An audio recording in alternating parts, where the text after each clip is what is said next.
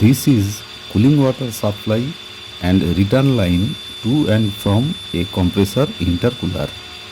Rubber bellow has been installed at cooler nozzle to take care of piping misalignment. This installation is correct. Tie rod outside nuts kept tight, so axial pressure thrust will not be transmitted to pipeline or to cooler nozzle.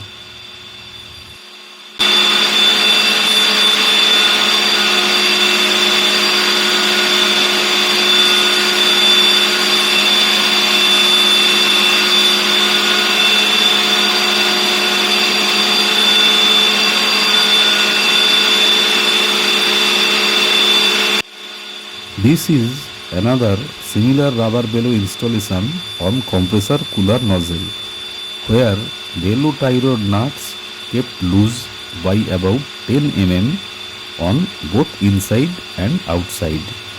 Due to internal pressure, rubber bellow is expanding axially and axial pressure thrust is being transmitted to pipeline and to cooler nozzle. This is a defective installation of rubber bellow.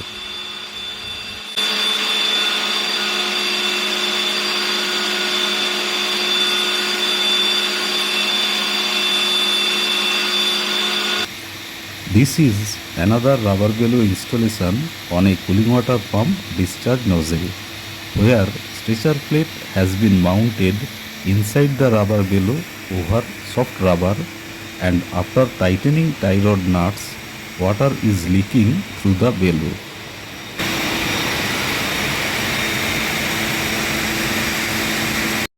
This rubber bellow installation is correct.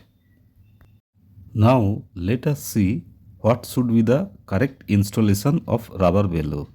After installing the rubber bellow, these both side split retaining rings should be installed inside the rubber bellow.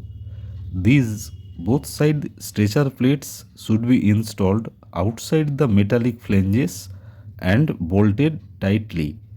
Then tie rod nuts and lock nuts should be kept tight from inside as well as from outside. We may provide only 1 mm gap on inside and outside so that thermal expansion and contraction of the line can be taken care.